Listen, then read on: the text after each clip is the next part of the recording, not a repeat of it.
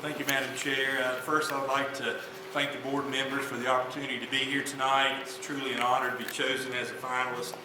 I want to thank Ms. Webb, Ms. McCannon, Mr. Hall for their work over the last 2 days, making those 2 days possible for us, as well as Mr. Qualls and his team for such a professional process dealing with the search. Finally, I want to thank my wife, Tammy, who's with us tonight. I would not be here this evening without her love and support. A little about myself, my background, my experiences. In my opening statement, I'll share that I was born and raised in the coal fields of Wyoming County, West Virginia, in a town called Oceana, which is about an hour from Beckley, for those of you that have traveled up 77, that direction. Graduated from Concord College, now Concord University, with an undergraduate degree in education, specialization in secondary mathematics and psychology. Radford University for my master's program, degree in educational leadership and policy study, and then my doctorate is with Virginia Tech. Please don't hold that against me. And again, in educational leadership and policy study. Professionally, I have been a teacher for 7 years, high school assistant principal for 3, high school principal for 8, central office administrator as a human resource director for 2, assistant superintendent for 4, and I'm wrapping up my 6th year as superintendent in Russell County, Virginia. And again, I want to thank you for the opportunity to be here.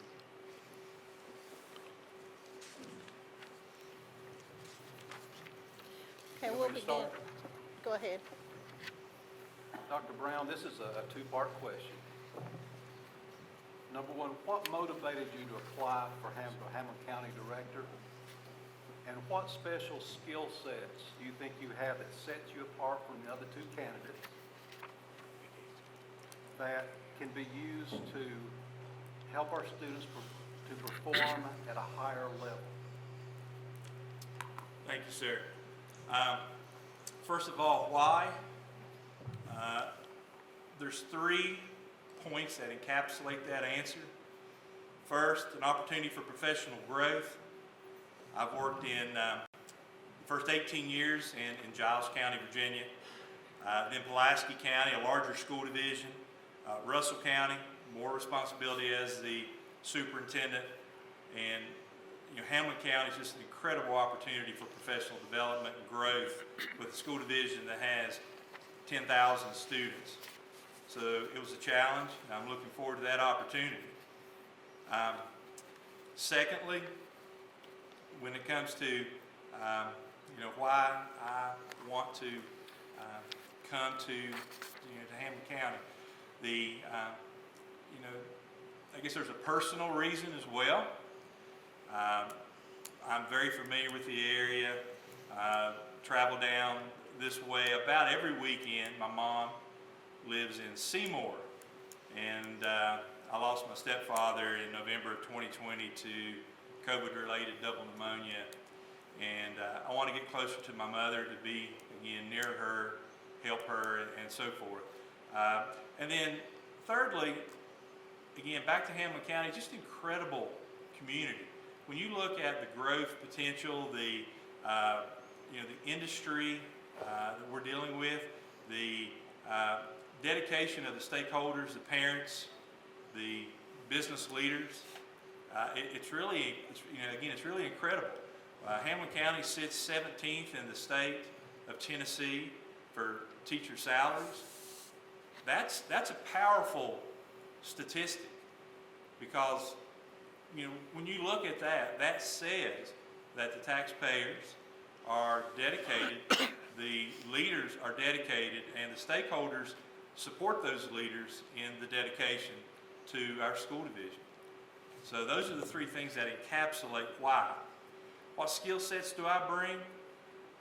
Again, I have a background that is very, I think, supportive of the position with going through being a teacher. I can understand that. Being an assistant principal, I understand what that is like. A principal, central office administrator, assistant superintendent, and superintendent. So I have a set of experiences, I think, that would lead me to be a very effective leader. You know, personally, I have 2 sons as well. One, gifted student, governor's school, that type of thing, graduated with 71 college credits, went on to college and played sports, and was also an honor student. I also have a child who, you know, wasn't keen on school, didn't like school. Actually has a learning disability in all things of mathematics, and that's what my background's in, and my wife's. So, you know, I've got that experience as well of dealing with the child and the parents of the child that's gifted, but also understanding the struggles that all of our students do go through. Thank you. My turn. Dr. Gibson, you may ask your question. Okay. Dr. Brown, thank you for taking the time to come here, and I know it's got a lot going on. As I looked over your resume, you certainly have a lot of experience in education. First of all, I want you to talk about your biggest success as you see it, like a goal or something you attained at any level. And then the flip side of that, what would be your biggest failure as you see it? My biggest failure? And success. Sure. Oh, biggest success And and failure. failure. Sure. You know, the higher you go in public education, the more opportunities I think you have to impact the bigger picture. I think a lot of people would agree with that. When it comes to success, one of the things that I would want to point out is the success of the school division where I'm at now.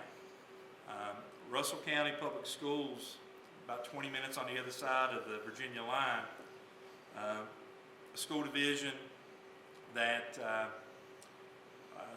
struggled somewhat academically. When I was able to start working there in Russell County with the teachers, with the administrators, we saw success. In the state of Virginia, there's 132 school divisions. When you look at Russell County, where is Russell County? I'm sure a lot of people ask that question, where is Russell County? Well, when it comes to Russell County, you have a school division that ranks 12th in the state on student achievement. 12th in the state, but yet we're struggling to secure teachers and to pay the teachers what we need to pay them. The things that, again, Hamlin County has going for Hamlin County is incredible when you look at the support for teachers and salaries. That is not quite there in Russell County. We're trying to get there. But even with that, we've been able to be very successful with student achievement. Again, ranking 12th out of 132 school divisions. Some very, very, very, prestigious communities. What was it when you came? Excuse me? What was it when you started? Well, there were a couple things that we did.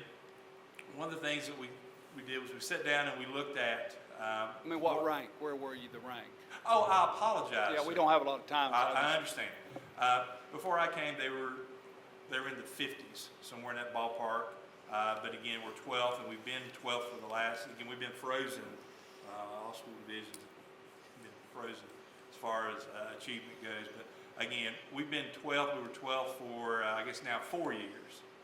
We were 14th my first year, 22nd, and then we've been 12th the last 4 years. In the What state. about a failure?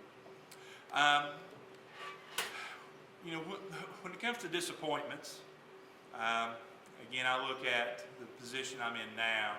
Probably one of the biggest disappointments was not being able to deal with the facility issue that I'd hoped to correct. We have a high school that plays their contests, their stadium, if you will, is at the old high school, which is a middle school. And the high school itself is a beautiful school, but again, the kids will practice soccer, practice football there, but they do not have the stadium there. And I've done a lot of work, a lot of research, a lot of task force work with community leaders and members trying to move that forward, and we just quite didn't get there, but I hope that will be something that the next leadership will pick up and move that forward as well. Thank you. Mr. Green? Dr. Brown, what is your position on the vouchers in the charter schools? And I don't know where you're aware, but in Tennessee, private school and public schools has two different guidelines. So would you care to address that? Yes, sir. Thank you. As far as vouchers goes, again, it's currently being, dismissed. Hopefully that won't come forward again. I'm not a fan of vouchers taking funding and potential programming away from our K-12 programs and education. As far as our charter schools, that's a little different situation. With charter schools, you have a relationship with the local school board and the opportunity to create schools that specialize and have a certain focus, such as a charter school dealing with the arts or a charter school dealing with STEM programs.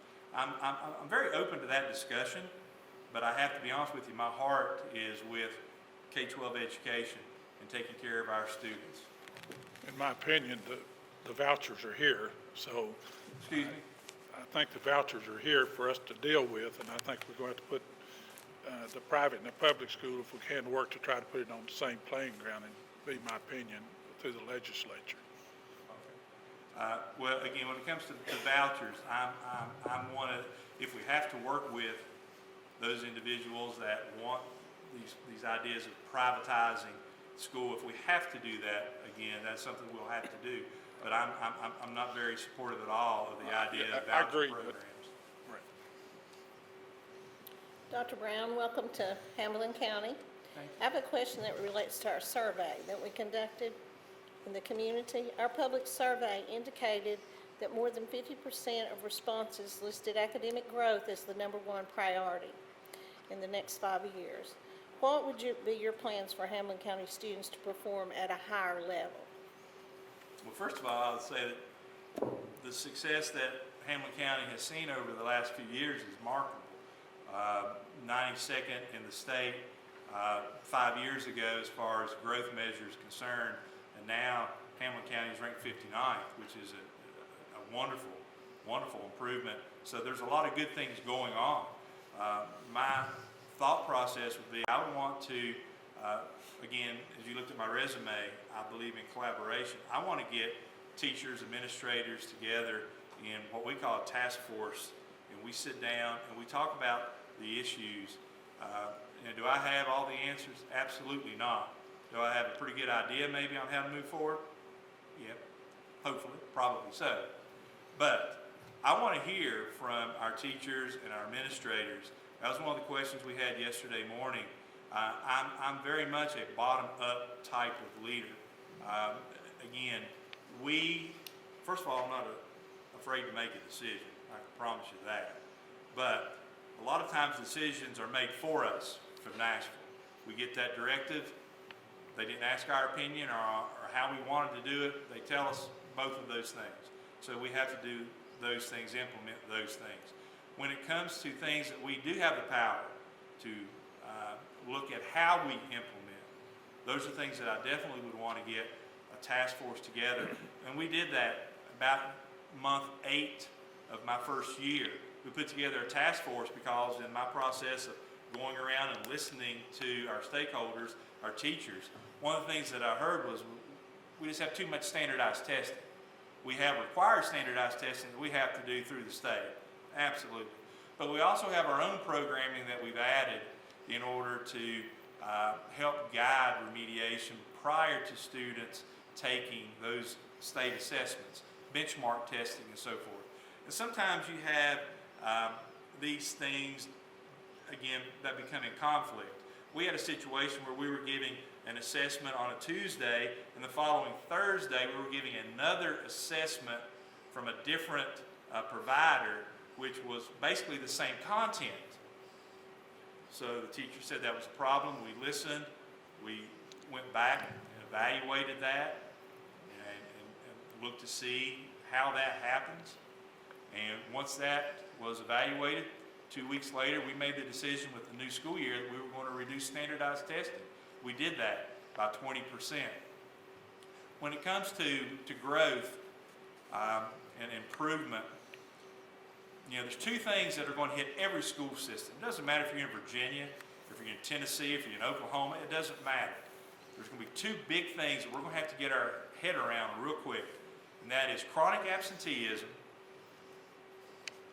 and then looking at student loss when it comes to instruction. Okay? Instructional loss, chronic absenteeism. Most school divisions are dealing with issues with chronic absenteeism. Kids were allowed to go home. We worked on what we had to do, packets, distant learning, dealing with Chromebooks, what have you. We did what we had to do to get through the pandemic. Okay? Well, they like staying home. If you were to ask your principals right now, I guarantee you they would tell you chronic absenteeism is an issue in their buildings. It's in every building that I have. Okay? We got to get our hands around that because we can't fix instructional loss without fixing chronic absenteeism first. So we got to find these kids, get them back in school, and it's sad because a lot of times these issues are not student driven, these are parent driven issues. The second thing is, again, instructional loss. When it comes to instructional loss, folks, we don't know where we're really at right now. We've got the benchmark testing that we've been doing. Every school division's been doing these things. But until we administer this test next month, we're not going to really know exactly where we're at. That's going to be critical data. The next 2 years, FY23 and FY24, are going to be critical years for every school division because there has been issues with chronic absenteeism. We know that. And there's issues with student loss. We just don't know how much. We've got to figure out what that is, come up with a plan to address that, and correct that issue. Thank you, Dr. Brown. Mr. Kinder? Dr. Brown, thank you for applying for the position of director in Hamlin County, and we appreciate you very much. I've got a question to ask that's very important to me. It's at my heart. I don't know whether this thing's on or not. Yeah, it's I think working. it It's is. working. How important is career training, and how would you focus on that to meet individual students' needs? CTE training is critical, and I'm sure that's an easy answer. But to elaborate on that, when it comes to our society now, and it doesn't take a lot of work for us to figure this out, if you were to call a plumber, an electrician, what have you, to come and deal with an issue at your house, all right, you're going to pay some money. You're going to pay $35 an hour. You're going to pay $55, $60 for the first hour, and so forth for them to come out. I need one now. There we go. We have an opportunity here to fill this void. When it comes to education, there's peaks and valleys. There's things that are hot and things that are cold. It's dynamic. It's in a constant state of change. So when it comes to things such as this, especially right now, when you look at CTE training opportunities, it's critical. One of the things that we like to do is partner with our local businesses. I shared a story with one of our friends. They are a local business. We went over and visited with them, and I asked them, tell me some deficiencies that you're seeing with our workforce, with our students when they come out to be part of your workforce. What are some of the deficiencies that you're seeing? And they shared those, and we went back and we put a task force together and we looked at and addressed those things. One of the things that this person said to me was fascinating. It's a pressurized vessel company, right? What does that mean? Propane tank on steroids, all right? 18-wheelers have to move them around. These things have to be painted on the inside. Anybody know that? I didn't. These pressurized vessels, these propane tanks, from the little ones to the massive ones, have to be painted. They were having issues because they didn't have people coming out that could go in and do this type of work. So I said, okay, tell me what happens. Well, they come in, they apply, we put them into this training. It's 12 to 16 weeks of training, and after they get finished, they're able to do this. I said, wow, you know, I wish we could do something to help and make that a little bit better. So one of the things that we looked at was our auto body program, and what can we do to align the needs of this business with our curriculum. And what were those needs? Well, they need to be able to mix this special type of paint. Okay? They need to be able to use this type of application method. So we were able to look at that and implement that into the program so these people now can exit our school, graduate from our schools, and they can go and actually do that with less training needs and responsibilities. Okay? So that's an example of one of the things that we did to help our students. But again, it's critical. We have to, and especially in Hamlin County with industry being such a massive component of what we do. We went on the tour yesterday, and the second half of that tour, I can't remember the area that you guys took us through, but it was just, this being built here and this being built here, and it's not little. They're massive buildings. It's where the community center was and the areas around that. I mean, it was just so impressive. Well, we need to be sure that we are providing a workforce that can go and support those businesses. One of the things that we've done, again, we're finishing 12th in the state. One of the things that we did, we had some articles that were written by the local newspaper. We took those articles and we framed them. We went to our Chamber of Commerce, our Board of Supervisors actually. Chamber of Commerce type group would be an appropriate group here.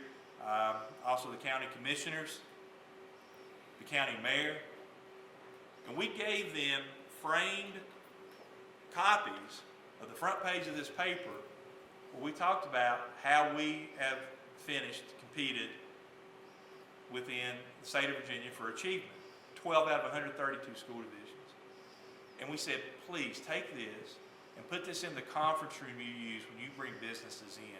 When businesses contact you and they want to sit down and talk about maybe coming to Hamlin County, please put this on your wall so that you can point to this and say, we'd love to have you, and this is what we can provide.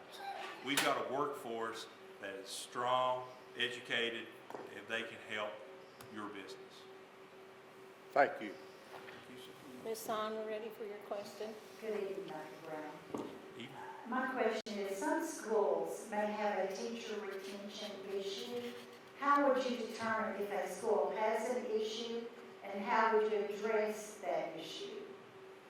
Okay, again, I'm sorry, Ms. Hahn. The second part of that, how would you address it? If you find that there is a teacher retention issue at that school, what would you do to correct it? Sure. Well, and again, my thoughts are, that I want to listen. Are they leaving because they have better opportunities elsewhere? Are they leaving because of personal reasons? Are they leaving because of dissatisfaction? That's the key. And if they're dissatisfied, I would want to know why. One of the things that we do is we do have an exit interview survey document available for our employees when they leave, resign. Now for us, a lot of it is the fact that they can make more money in a neighboring county. That's one of the issues we deal with. But I would want to find out, again, why is there some dissatisfaction? If they're leaving because of personal reasons, then so be it, I understand. If they're leaving because of a better opportunity, again, I understand. If they're leaving because of dissatisfaction, I want to get to the bottom of that. Because we're only going to be as good as what's going on in our schools between the bells, okay? All right? When the first period bell rings and we go in there and that door's closed, that's what makes or breaks Hamlin County schools. We got to be sure that that's a positive environment, that the kids are having a positive experience, that the teacher's having a good experience, and the teacher wants to come back the next day and do it all over again. Okay, Dr. Sonia? Working? Yeah. All right. I'm actually stealing your question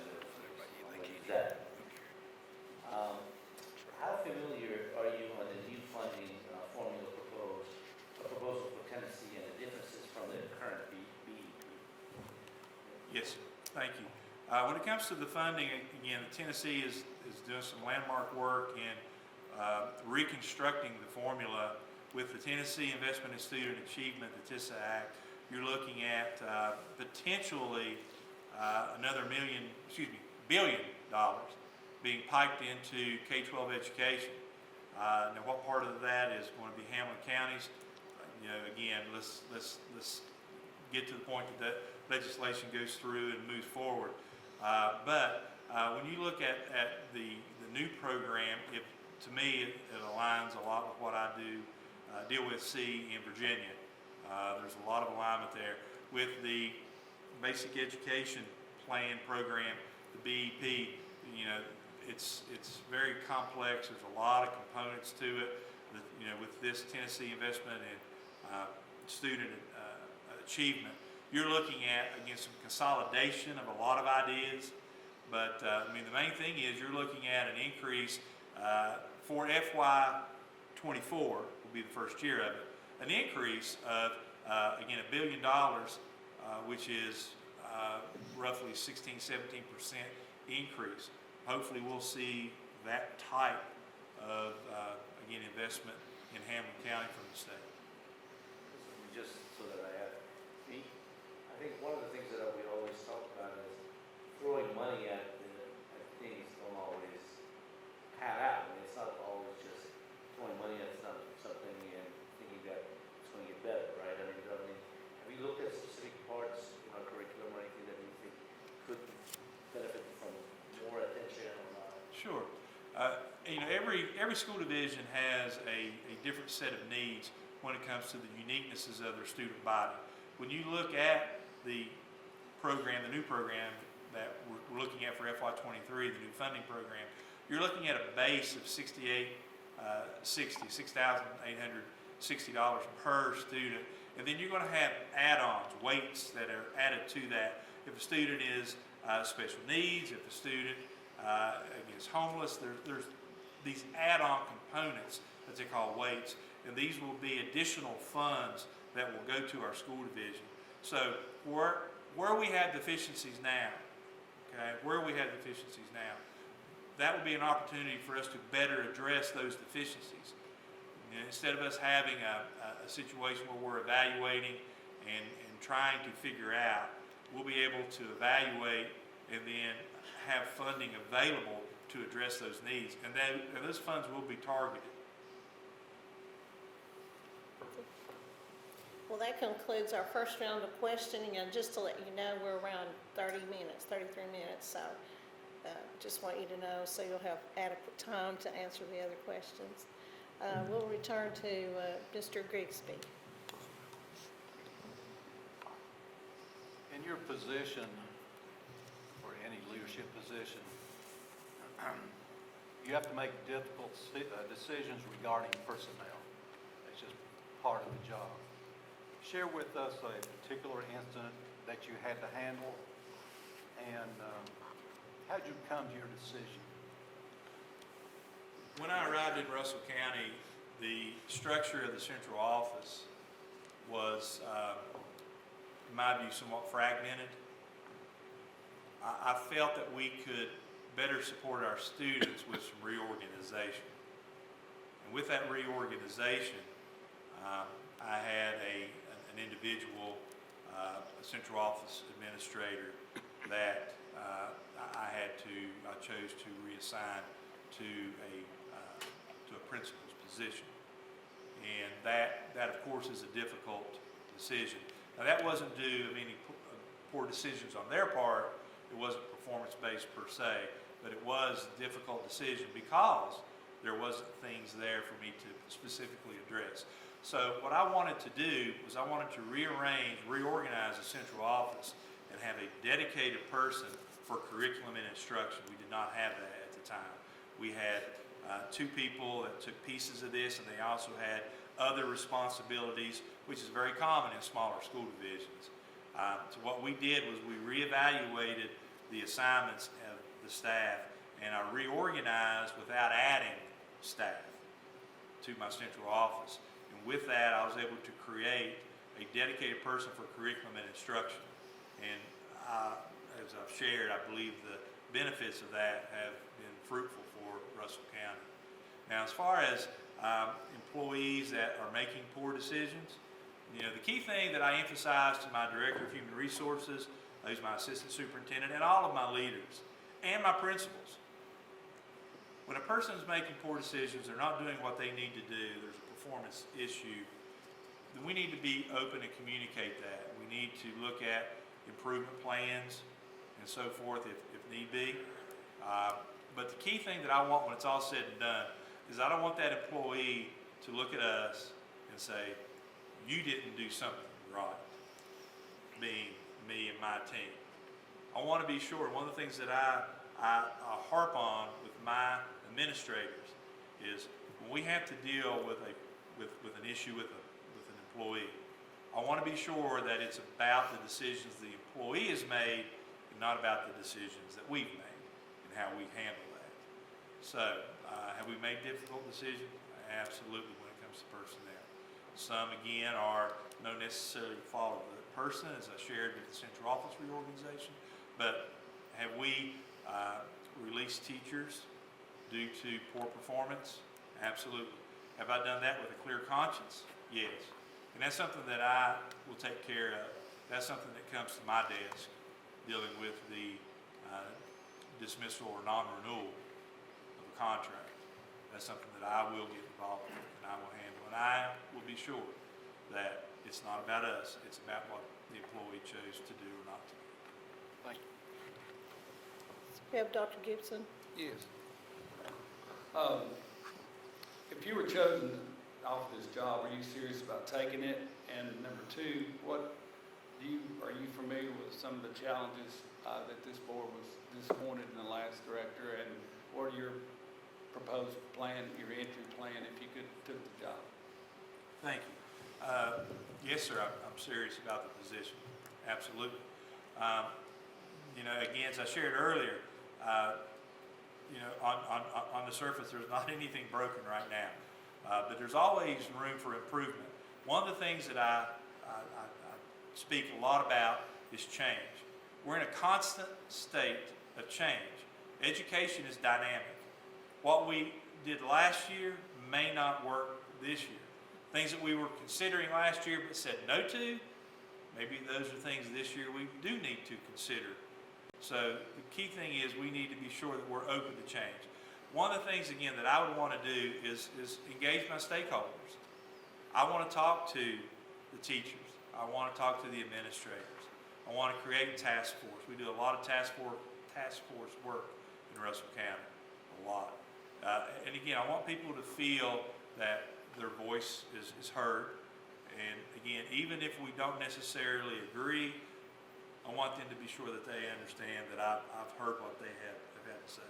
Now, as far as change and so forth for Hamlin County, again, you were 92nd 5 years ago, you're 59th right now in growth, so there's room for that. But the fact that you went from 92nd to 59th is incredible. The fact that you're 17th in teacher salaries, that's incredible. There's always room to work with our business partners and improve those relationships. But what I would want to do would be to listen to the stakeholders. If you were to Google me in Russell County, you're going to come across an article or actually a News 5 WCYB piece that we did the very first week that I was there in 2016 with Olivia Bailey. And Olivia came and visited, and she wanted to speak to the new superintendent. And one of the things that we talked about was it's foolish on my part to think I've got a list of things that we need to do when I walk in the door. Okay? The thing that I need to do first and foremost is listen, ask questions, learn from the community. When you looked at my entry plan, and I shared my entry plan with each board member, on that entry plan I talked about what I was going to do the first day of school, and then the entry plan and a 100-day review. That's a 4-page document that I've provided to the board. And in that document, we talk about finance, personnel, instruction, how we're going to do business, those things. That is something that I'm very, very dedicated to. So in that, on that first day, one of the things you're going to see is I want to go, my first day, July 1st, I want to go and I want to speak to the city mayor. I want to speak to the Commonwealth Attorney. I want to speak to the director of DSS. I want to speak to our stakeholders in this community and introduce myself and share with them that I want to have an open dialogue and I want to work with them moving this school division forward. First day of school, I'm going to be hopefully at every school. 18 schools, it's a lot in one day, but I'm up for it. I have 13 schools, by the way, in Russell County, and I am able to hit every one of them the first day. And then the 100-day review will be of that entry plan. And again, you have that, and you'll see. We will actually sit down and go through every item of that entry plan, and we'll talk about what I've seen. You know, you can share with me what you've seen, and we'll be able to sit down and start forging a plan to move forward. Thank you. Thank you, Mr. Green. We'll hear from you. Okay. Dr. Brown, I'd like to ask you, after a difficult day, what would motivate you to press forward and succeed? Okay, on a typical day. A difficult day. Difficult. Oh, a difficult I'm sorry, day. difficult day. Difficult day. Thank you. I'm sorry. All right. Listen, part of group dynamics, we're going to have one day every year that's the worst. And one day every year that's the best. And everything else is going to fall in between that. So when it comes to those more difficult days, what I want to be is consistent. I've worked for superintendent before that the first thing you had to do was take 3 or 4 minutes to figure out if this individual was in a good mood or not. And that's how you dealt with whatever issue you had to deal with bringing forward. You had to use that filter to present that and try to solve that issue. And that was something that I learned from. I want to be, on a difficult day, the same person I am on a great day. I want to be that person that you can come to and you're going to know that he's not going to cut me off, he's not going to get argumentative with me, he's not going to dismiss me, all right? We're going to sit down and we're going to talk about whatever issue that you have. I think it's very important for a leader to be consistent, okay? Because if you're not, again, that's a very, very inefficient process. But when it comes to being, difficult, those difficult days, I guess the one that I can think of that really comes to mind is March the 13th of 2020 for me and for all superintendents in the state of Virginia. That was the day our governor shut down our schools. He did it at 2 o'clock in the afternoon. Okay? So 2 o'clock in the afternoon, we get this email, and the governor is shutting down our schools. Now, what or how do we classify that day as far as the easy and difficult? That was a pretty difficult day. But one thing that we did, we got our staff together, we got my central office administration together. There's 10 of us all together. We got together, we had already planned a little bit, we knew this was potentially coming. We sat down and we worked in my office, 10 of us in my office. We worked that evening. I got home, actually it was my birthday. I was driving down here to see my mom. We were going to celebrate my birthday here in Tennessee. It's about a 2-hour drive. My wife was already down here. I called her and told her, so she went ahead and left. I told her I'd be there when I could get there. But I got down here at 10 o'clock that night, okay? Because I had to be sure that my principals were good and they had communicated with their teachers and that we had done all calls and we had put our information out on Facebook, and we had put our information out on our website. That was a tough day. That was a difficult day. And again, difficult days. Whew. From that point forward, I can share many, as all superintendents can, in dealing with the pandemic. I guess one more that I would add, again, on March 13th, 2020, the governor shut us down. We had a band group from one of our high schools that had committed to a trip to New York, Broadway. We were going to see a couple shows, 4-day trip. Kids had fundraised for it. Charter bus. One of those once-in-a-lifetime experiences for some of those kids. Well, on March the 11th, as things were starting to deteriorate in our nation, as we did not know anything about COVID, as we do now, nothing, I made the decision that band was not going to go to New York City. And that wasn't popular. That was a difficult decision, okay? But you know what? It was the right decision. No doubt whatsoever. The day that they were to step off the bus was the day they shut Broadway down in New York City. Okay? We had the breakout in New Rochelle, New York. That was the first big cluster of cases and so forth. That wasn't popular. Had some parents very upset, of course, band parents that were upset, and I understand. I totally respect the fact that they were disappointed. But did we make the wrong decision? Absolutely not. I would do it all over again. Even though we lost $20,000, my board's a great board. We worked together and we found money to reimburse the school to make that whole. Okay? To take care of our kids. But did they go to New York?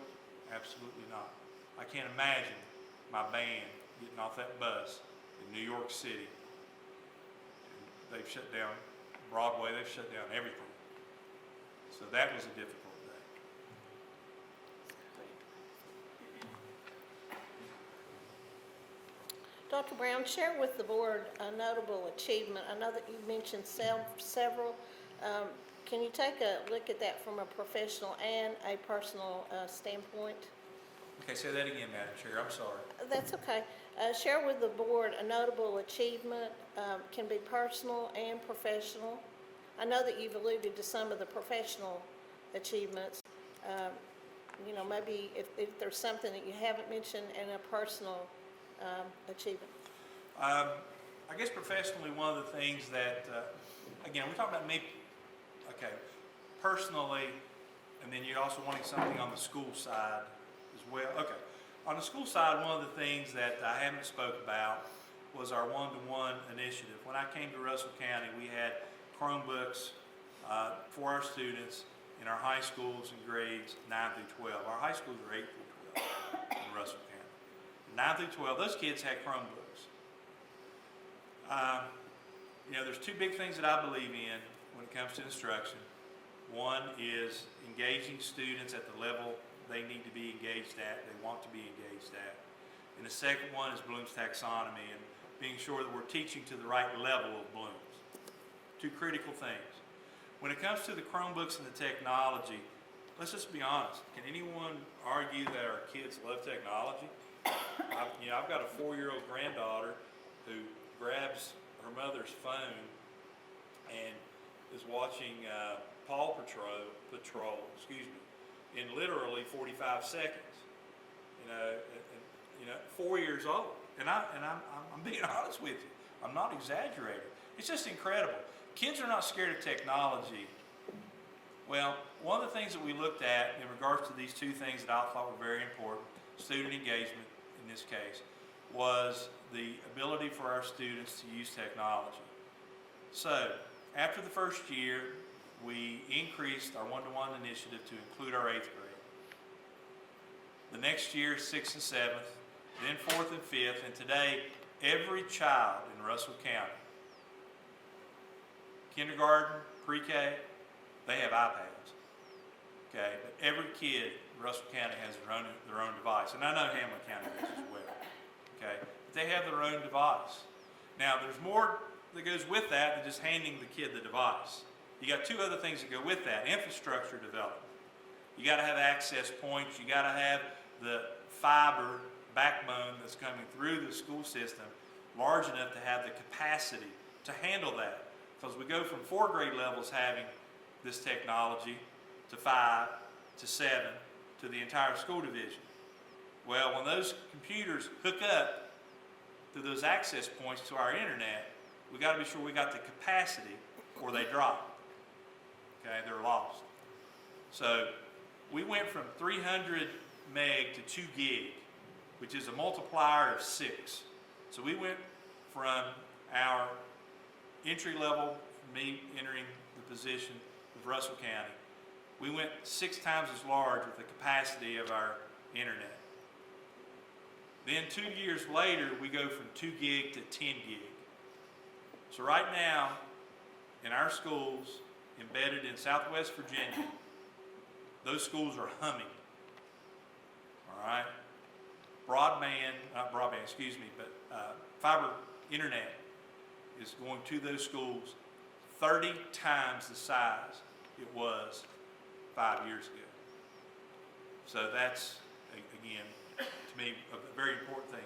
So being able to do that is important. The second piece to that is you can't just give them the Chromebook and you just can't have great internet. You also have to have teachers with professional development available to them. We brought in Google, not once, but twice. Google came in to Russell County in the heart of Southwest Virginia. And we had Google have training, professional development opportunities for our teachers. And we have teachers that are within our school division that were early, aggressive adopters, okay, of technology. And we've empowered them to help those reluctant adopters of technology, okay? So there was a big window of time there that after school, we had teachers teaching teachers on how to use that technology. So it's more than just giving a kid a Chromebook. You got to have the capacity to support that Chromebook, and the teachers have to have the knowledge to put that information into or out to the students through that Chromebook. So that's one. You asked about a personal. Okay. Well, again, the fact that I was chosen to be the superintendent in Russell County 6 years ago was probably my biggest achievement. My mom and dad divorced when I was in the 3rd grade. My mom remarried my stepfather when I was a freshman in high school. My mom's a school bus driver, retired school bus driver, 26 years, okay? Mom and I had it pretty tough, okay? So I was the first one, not in my immediate family, I was the first one in my distant family to go to college. So when I graduated college with that degree in education and I became a teacher, I thought, okay, I've made it. All right, I've hit the pinnacle. Well, I had a superintendent that believed in me, and he wanted me to go back and get my administrative degree, Dr. Robert McCracken, and he's one of my references. Please give him a call. Dr. McCracken said, Greg, why don't you go back to Radford University, which is only about 30 minutes away, and get your master's degree. Okay, thank you, sir. So, I guess believing in me, I appreciate that. I'll do that. So I went to Radford and I got my degree, my master's degree, and again thought I'd made it. That's it. That's then became assistant principal, then principal, which I think probably is the most rewarding job, being principal, because you get to see the kids come in, the kids leave.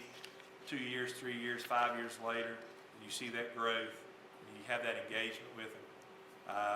And the great thing about being a principal is you can deal with all 800 kids, So anyway, that's pretty great. But anyway, became a high school principal, thought that was it. Okay, I'm done, I'm great, this is perfect, I'm fine.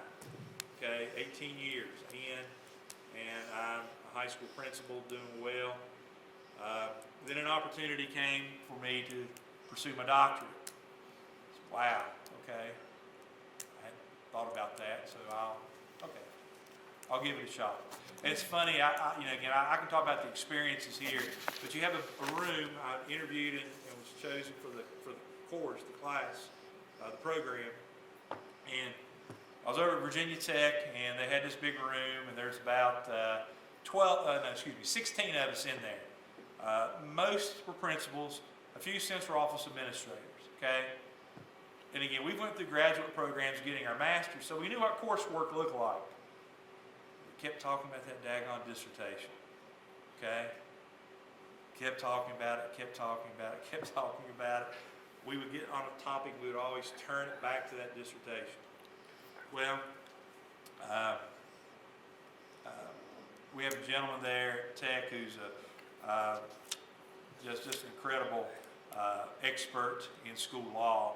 And he was just kind of sitting in the back. He actually was grading some papers, and he stood up and he said his name's David Alexander. David Alexander stood up and he said, "Dr. Creighton, can I have the floor for a minute?" Absolutely. I'll tell you what a dissertation is. It's 4 signatures. And he said that, and that just kind of helped us okay, all right, So anyway, and I share that because my dissertation's on servant leadership. And that's in my resume.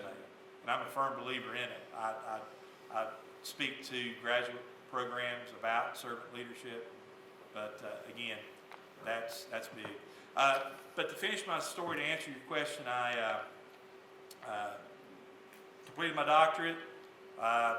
Actually, I defended my doctorate on my birthday, okay, in 2010. That was my birthday gift to me. I defended my doctorate, my dissertation. Thank you. Completed my doctorate. Thought I'd made it again, and then I had an opportunity to go to Pulaski County as Central Office Administrator. Was appointed to Assistant Superintendent 2 years later, and then again had the opportunity to interview and get the job in Russell County.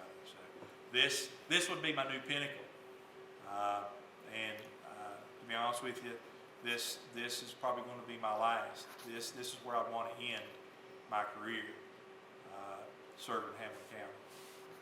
Thank you. Mr. Kinder, who's over here, really wanted to ask you this next question. Anxious. No. Part of this question I'm going to ask you, you've done, I was going to ask you, you have done answered it, I'm sure. But I'll repeat it, but you don't have to answer it again. Should you be chosen as our next director, are you serious about accepting the job? And what were you going to do on the first day entering into Hamlin County, if you were serious about the job? Yes. And again, I'm very serious about it. We begin with the entry plan that I shared with previously with the board. Again, it's a 4-page document, and it says my first day in office, which will be July 1st. July 1st, 2022 will mark a significant point in time for me professionally. As I take my oath of office, I'll schedule official visits with identified stakeholders on that day. Additionally, I'll schedule a debriefing with the school board chairman to review the day. All right, there's my commitment. Again, the first day of school, plan to visit several schools during this symbolic day, hopefully every one of them. And the end of the first 100 days, the last thing on the entry plan, I will be exposed, have been exposed, to a tremendous amount of information at that point in time. And I'd want to come back and share what I've learned in 100 days with the board to see if you agree or disagree when we put together and mold that plan of moving forward. Thank you. Yes, sir. Thank you. And I would encourage the board to review that document. It's very complete. What did you say? I would encourage the board to review that 100-day Oh, or yeah. 180-day contract, not contract, but document. Dr. Brown, what qualifications and values would you look for in your administrators? For example, your central office supervisors, your principals, and your assistant principals. One of the things that I have on my entry plan is, I want us to take a look at the personnel records of all of our administrators, not to try to find something wrong, but just to, again, educate myself. I want to be able to have a conversation with these folks and feel that I've got some back knowledge here. But what I would do is I would have one-on-one meetings with each of the central office administrators. And I would want them to help me understand what they do, what are their responsibilities in totality, and what things are great as far as what you're responsible for, and what things might need a little bit more attention in regards to what you're responsible for. I would want them, again, I'm going to listen, I want them to tell me, because they know better than I, because they've been in the position. Now, what qualifications am I going to look for? When it comes to filling positions and so forth, again, I want that dynamic person who is passionate, about what they do. I'm sure you can tell I'm a little quiet normally in our gatherings, but once I get going, I get pretty passionate about what I say, maybe a little loud. I apologize for that. But again, I want that passionate leader. That person who, they don't have to be the smartest. As a matter of fact, some of the best administrators I know are people that weren't the class valedictorian. Okay? There's something to be learned from kids who maybe had to work real hard, maybe who didn't have it just come to them naturally. And again, I'll talk about my son. He got a wake-up call. He was one of those kids that my oldest kid, Jared, he just absorbed it. He didn't take home a book very often. He could just do it, keep up with it, and produce. When he got to college, though, that's when things changed. Okay, so for that student though that maybe doesn't, again, is not that class valedictorian, the things that they know, the secrets that they had to deal with to get by, to be successful, and so forth, those are things I think have a lot of value. So it doesn't necessarily have to be that teacher who was a class valedictorian who now has a master's degree who's applying to be the new assistant principal. Again, I'm looking for that person that inspires me. Thank you. Dr. Sonia? So, my question to you is, I believe that students need to start out early, and we need to encourage them in planning their futures early. So, what plans do you have, and what beliefs do you have as far as counseling, guidance counseling? When do they start? How do you implement it? What are the things that you do? How do you go about doing it so that they get the right tutoring or getting the right amount of information to get where they want to be? Sure. We do a lot of exposure with the early middle school age students, 5th grade, 4th grade sometimes, 4th and 5th grade. We do a lot of exposure to careers. We talk about those things. Again, there's a certain point in time that they can maybe absorb that information a little bit better and understand what it takes to move forward. But we do an inventory with our students before they leave middle school. That is, again, done in unison with the guidance counselor. We have different types of online things that we can provide to help answer questions for students. I like to be a fireman, okay? Again, you go into a kindergarten class, everybody wants to be a policeman or a fireman, okay?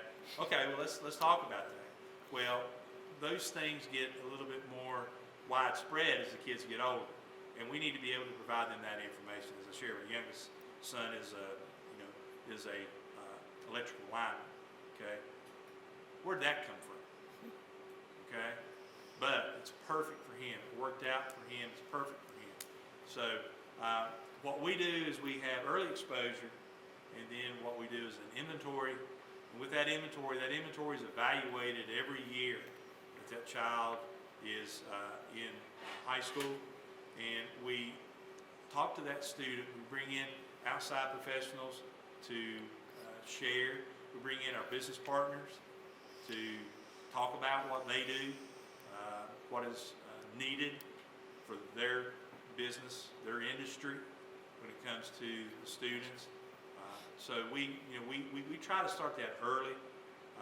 But again, to answer your question, early middle school we start dealing with significant exposure, and then we do an inventory, and then we go back and revisit that inventory. And again, that moves. It's dynamic, as I've mentioned a couple times.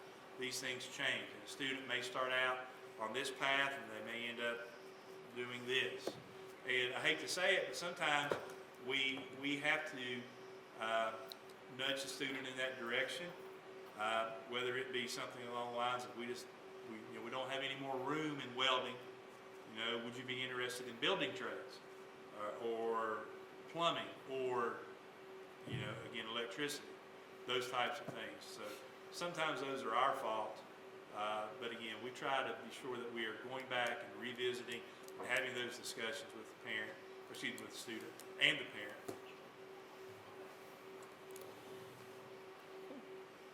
Thank you, Dr. Brown. We have about 10 minutes left for you to make a closing statement. Let me ask the board, are there any other questions you wish to ask at this time? I have one more Okay. question. Oh, go ahead. Okay, go ahead. Oh, you go first. I won't follow up on Dr. Sotto's question, that's part of it, but how do you feel about AP classes in dual enrollment? Sure. There's value to both, and this is a great debate with school divisions. And again, I'm supportive of both. But if you ask me my preference, I think dual enrollment creates much more flexibility for the parent, for the student upon graduation. Now, that doesn't mean that I'm against AP. Please don't take it that way. I'm for both. But if you're asking me which one I think is more beneficial to the student and parent, to me, I believe that's dual enrollment. Because when it comes to dual enrollment, for us, we have governor's school programming, which is dual enrollment. We also have AP in Russell County. All right, but we have dual enrollment through governor's school. Then we have dual enrollment through our teachers having credentials that allow the community college to grant college credit for their work in that class. So in other words, we have a dual enrollment trigonometry class at Honeacre High School, okay, or a dual enrollment government class, okay, because of the credentials that my staff have, okay. So that's, again, beneficial to the student. And, again, we can pipe in classes as well.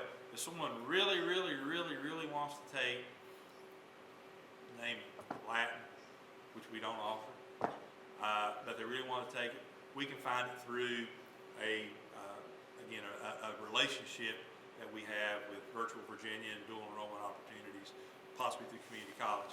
When we have our students graduate, our high school students graduate, it's not uncommon at all. Now again, we're not quite the size of Hamlin County, but for us, we've got our seniors graduating with, I guess in total, 3,000 dual enrollment credits. That just creates flexibility. When it comes to AP testing and so forth, again, it's wonderful. I have no problem with AP. But, you need to realize when it comes to AP, there's a scoring mechanism, 1 to 5.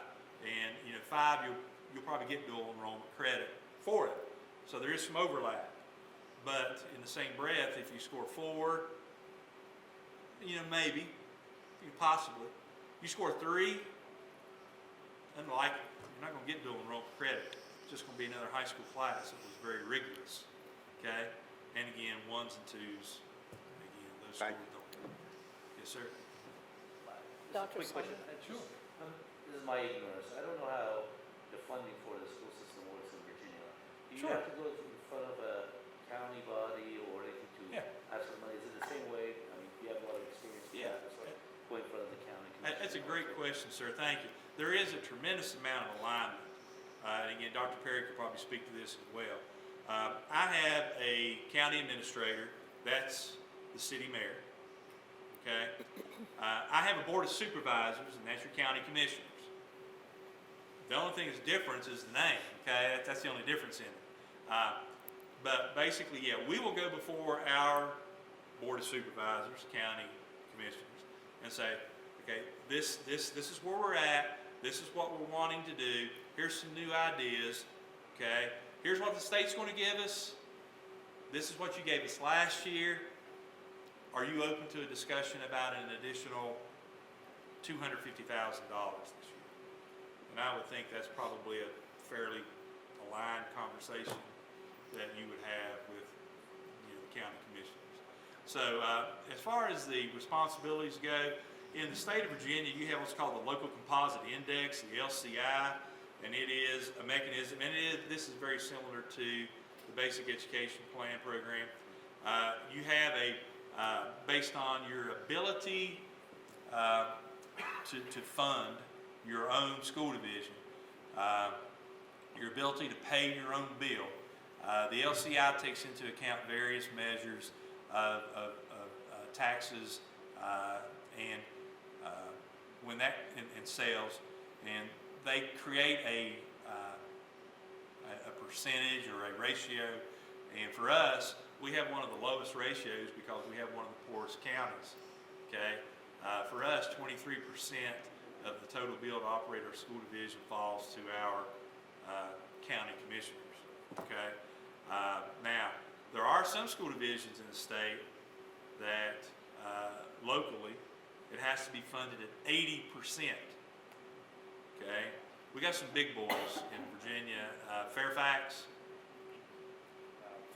by itself, board members, is larger. Their budget is larger than 9 state budgets for education. Okay, ESSER funds. We received ESSER funds. You received ESSER funds. In the state of Virginia, Fairfax, due to its size, received $250 million in ESSER funds. Did that answer your question? A closing statement, I believe Ms. Webb says we have two minutes. Okay. Well, again, thank you for the opportunity. The choice that you have tonight, again, there's 2 great guys there that are waiting to speak to you as well. You folks have done a wonderful job with this process. And whether you choose me or not, I'm honored to be chosen as a finalist.